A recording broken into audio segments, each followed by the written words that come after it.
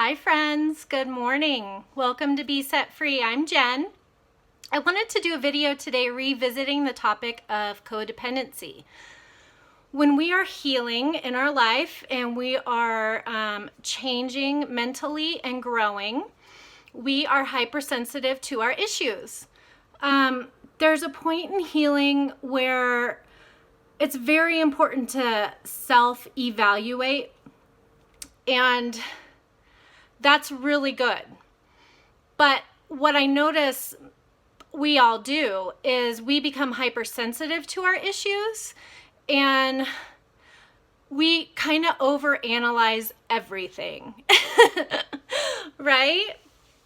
It's so amazing to be able to self-reflect, to be able to have a feeling, and instead of blaming another person for your feelings, you take that feeling, you analyze it, and then you find where the root of it is, okay? Our feelings are never anybody else's responsibility or fault. Our feelings are our feelings. And there's always a reason for our feelings, whether it be happy feelings, upset feelings, angry feelings, sad feelings, whatever your feelings are. There's always a reason and a root for them, and it's extremely important to come to the place in your healing where instead of blaming the abuser, blaming the parents, blaming your friend, blaming your boss for your feelings, that you realize what your feelings are and why you're feeling them, okay? Because that will get to the root of why you feel the way you do, which is very, very important to know, and where you can heal, okay? Self-reflecting is extremely important. It also helps cure a thing called codependency, okay? When we're codependent, we are so reliant on other people for our mental survival, and it is not a safe place to be. Lots of times we don't even know, people don't even know they are codependent. They don't really know what's happening. So, but my channel is about healing, right? And that's why you're here, because you're a warrior and you are making new decisions for your life in a new way in your life. So I wanted to just touch base on that, being able to analyze your feelings, not blame them on other people, take responsibility for them, and then figure out where they're coming from and address it from that place, not from a place of, I feel angry, you did this, right? We can come from a place of, I feel angry when you did this, and this is why, and either draw a boundary or take responsibility for it because it reminded me of when I was in childhood and my mom used to da-da-da-da-da-da-da-da, okay? And a person that you're in a relationship, if you come to them with that and say, so since it reminds me of that, I'm still working on that, and could you please not do that? Can you please not do that anymore in relation to me? It puts me in a bad space, and I still go to a bad space when you do that. Can you please not do that? They will, if they love you and they're a healthy person and they value you, that other person is going to be like, oh my gosh, thank you so much for telling me. I totally, that was not my intention, and I do not want you feeling that way because of something I did. Yes, I will definitely respect you and not do that anymore, okay? A person who doesn't care and doesn't value you, they're going to shame you. And they're going to say, well, that's, wow, you're really messed up. You really need to go heal that. That is not my problem. And I'm going to keep doing what I'm doing. And a matter of fact, don't bother me with that again. You need to deal with that. They're going to have that energy about them. Then that is not a close circle type of person, okay? Our circle of people, my bangs are bugging me today. Our circle of people has layers. There's so many layers. God is amazing with his layers in all aspects of healing in relationships. So circles of friends they're not all close friends. The middle of the circle is your close friends in relation to friends and people in your life. These are people that have shown over time, okay, and through interaction and experience and you being completely transparent and them being transparent with you, these are people, they feel safe with you and you feel safe with them and you can tell them anything. These are your close circle relationship people. Then you have another layer that comes out here, okay? And these are people that don't get to know your inner circle. They don't get to know your innermost being stuff, okay? They're just, it's not a place where they need to be for multiple reasons. So they are one step out, okay? These are friends, but they're not close friends, right? So then we have our close friends. Then we have the next layer of people. These are acquaintances. These are people that you just say, hey, what's up? You know, oh yeah, I can come help you with that. But you keep it very superficial. You don't share much about what's going on in your life. You may share Jesus with them. You may share, I don't know, like what TV shows you're watching. You may share a cool hair product you just got, whatever, right? What doctor you go to if they're looking for one. Just very, very outside stuff, not inside heart stuff. And then you have your people who do not belong on the circle, and they're from here out, right? These are people that aren't in your circle. These are people maybe you've had to cast away from you. These are people that you don't know at all, okay? These are people that aren't in your inner circle of friends or even in your circle of friends for whatever reason, either because they've proven that they can't be or because you haven't gotten there with them yet, right? Okay, so I just want to explain all that to get you to start thinking about that. I'm happy to talk more about this, but I really didn't intend on saying any of that. That was from the Lord. I wanted to talk about codependency because when we are 7 minutes in here, now I'll get to the video. Thank you, Lord. When we are healing from being codependent, when we are healing from abuse, we are hypersensitive to our codependency issues. Now, I've done a video in the past explaining to you how to realize if you are codependent and what to do about it. I'm going to cover some of those issues again because what I'm noticing in relationships that other people are doing in relationships is they're so afraid that they're gonna let codependency come back out of them that they keep people further away than they need to because they don't want to hurt the other person and they don't want to be hurt. So instead of being open, they're still shielding and they're going the opposite way. And going the opposite way is like still not operating in the health that you actually have once you realize you're codependent and you've worked those steps, okay? So I want to help you understand if you're being codependent or if you're not, all right?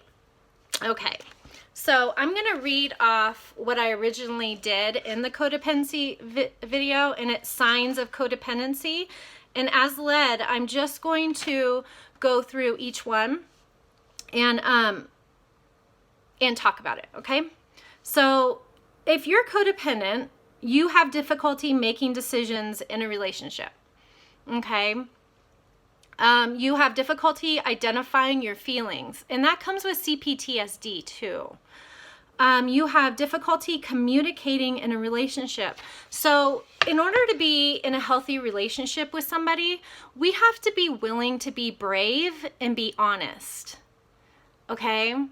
Especially when it comes to friendships and a very close circle relationship. Either you're trying to build or you're in, right? It could be a boyfriend, girlfriend, husband, wife, mother, father, if they're in your inner circle. Just because they're your family doesn't mean they get to be in your inner circle.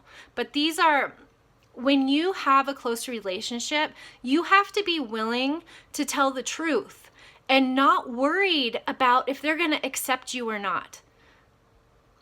Well, you can worry about it, but you can't. It's a thing where you have to be willing to be honest to be intimate, right?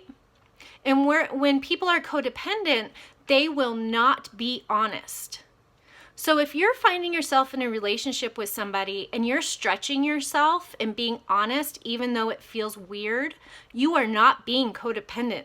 You are being healthy, and that is fabulous. Okay? We must be willing to be honest. Now, something with honesty is it builds trust too, because how the person receives you is how you get to decide where the relationship stays or goes, right? If somebody doesn't receive your truth, or sometimes you can tell somebody the truth, like either about your feelings about them, or if you need to rebuke them, if you need to say, hey, I see something in your life that's just not lining up with the best person you could be. I want to tell you about it. And you're coming from a place of love and not a place of wanting to control them or change them or anything. You just love them and want to see this fixed. That is not codependent. That is healthy. And sometimes people, when you're honest with them, they're on the other side with their whole issues and everything too. They're not perfect people. They've been through stuff too. And you got to be willing to give people space to process whatever it is you said. Sometimes people have a hard time accepting love. Sometimes people have a hard time accepting the truth that you want to say. I know for me, when it comes to people rebuking me or giving me a word from the Lord that has to do with, hey, Jen, I see this in your life, and this needs to change. Why don't you consider it? Something along those lines. If it's a real rebuke from the Lord, immediately I will be like, back off. I won't say that, but inside of me, in my spirit, I'm like, what? And I know with my reaction like that, I know it's from the Lord, because I've paid attention to my feelings and how I react over time and the patterns of what I do and why I do it. I will not push that person away.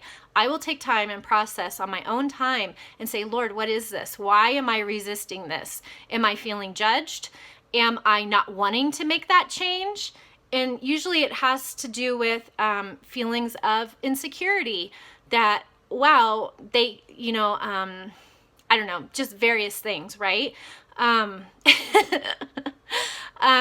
then it has to do with the root of it is, yeah, Lord, you've been telling me this thing for so long, and it's been something I haven't dealt with. Show me how. It's overwhelming, right? And then that person is such an invaluable person in my life. I appreciate them so much more. I want them in my inner circle, tight and cozy, that's how people they need us like that too. So those are very good signs that you're not being codependent, that you are speaking your truth in love to other people, and you're wanting to see them grow and be the best they can be. Okay? Good job. Let's see. Valuing the approval of others more than valuing yourself. So if you're in a relationship and it's totally natural to be excited to talk to the person, whether it be a girlfriend or boyfriend, person of opposite sex or same sex, whatever. It's totally normal to be excited to connect with people. That's not codependent. Where codependency comes in is, so people who are recovering from codependency will think, well, I'm excited to talk to that person. Oh my gosh, I must be codependent still. No, that's good. That's good. That's good. Okay. But where it becomes codependency is when your day is ruined until you talk to that person, right? Your day is stressful until you understand that they approve of you today. Your day is, you are just not settled inside until you can talk to them. That is codependency. That's danger zone. So if you're doing that, you need to step back and be like, whoa, where is this coming from? Okay, that's where we get back into the self-evaluation, which is why God had me do the 7 minutes of that to begin with. Thank you, Lord. Now I understand. we have to go back into self-evaluation. What is going on with me right now? Why do I feel like I need this person? Okay, that's codependency. That needs to be healed. Being excited about them, being enthused, being like, yes, I'm so excited to talk to them. Oh my gosh. That's good. That's good. Okay, that's good. Lacking trust in yourself and having poor self-esteem, something that really needs to be healed, okay? If you need somebody's approval to feel okay about you, then that's codependent. If you enjoy other people's approval and you're like, wow, that's amazing, that's normal, okay? All right. Let's see, having fears of abandonment or an obsessive need for approval. We kind of just covered that, except we didn't talk about the fear of abandonment. Okay, that is a root core hurt that if you had that in childhood, you will be, I believe that you will at some level or another be working on fear of abandonment your whole life. Okay, now where it becomes toxic codependency is when fear of abandonment is ruling your relationships. And that goes into codependency. That goes into all the things I'm saying and giving you examples of healthy versus codependent. Okay, and whenever you can trace a feeling you're feeling back with another person in relation to another person to fear of abandonment, you need to take time to analyze that and not speak to other people in an obsessive way, because it's nobody's job to heal that for you. It's nobody's job to prove to you so that you feel okay that they're not going to abandon you. That's your job.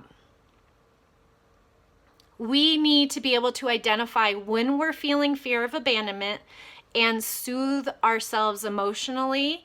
And that's where Jesus, I did an altar call my last video at the very end. If you want to receive him, go to him. Go to that video at the end where I walked you through accepting Jesus in your heart, because Jesus never leaves you, okay? And it's not anybody's job to prove to you that you're worthy. That's your job with you. You can be whole in yourself, not needing other people. Other people in your life are a gift. They're a gift, okay?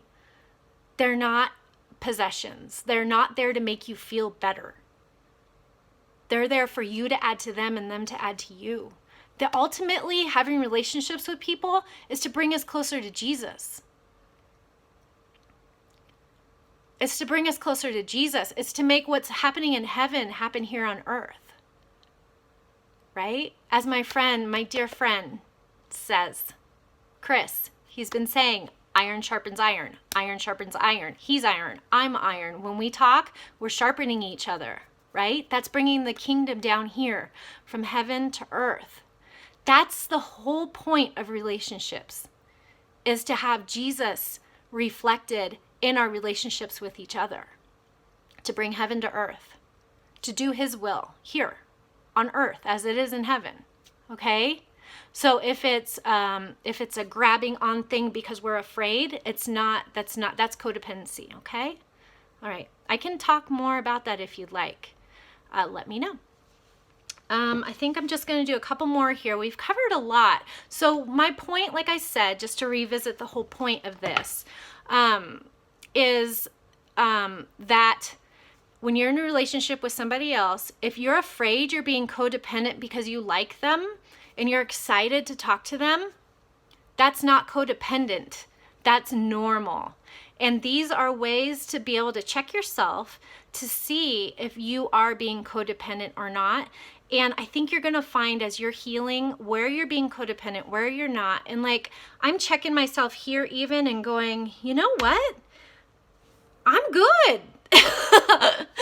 Codependency really doesn't have a grip on me anymore. And that is not to brag. That's good news, because I was codependent and I healed it. And you can too. Okay? You can too.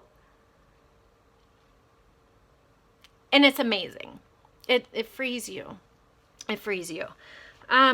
Let's see if there's anything else here. Two people become so invested in each other that they can't function independently anymore. And that goes into just needing them in your life. Not having a life, your only life revolves around them. Even in a marriage, that's not how it works. Okay? Even with a mother and daughter, mother and son, mother, father, son, sibling, whatever, that's not the way it's supposed to work. You are all to have your lives that you share together, of course, but also your own independent thoughts, feelings, plans, direction, passions, purposes in life, okay? You're a human that's individual from other people, and God has a purpose for you to do his will, to work out through you. And that has, although we need other people to, oops, I guess we're done with that. We need other people to have relationship with to do his will, because that's what it's all about. When we get into being enmeshed with other people, we lose sight of who we are versus who they are. It's too close. And that's what narcissistic abuse is all about. We are enmeshed because we do not have an identity. Okay?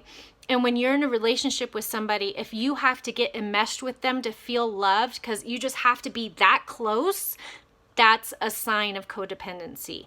That's a sign of much healing that needs to be done, self-investigation, learning what you like as you, just only you, what you like and what you don't like.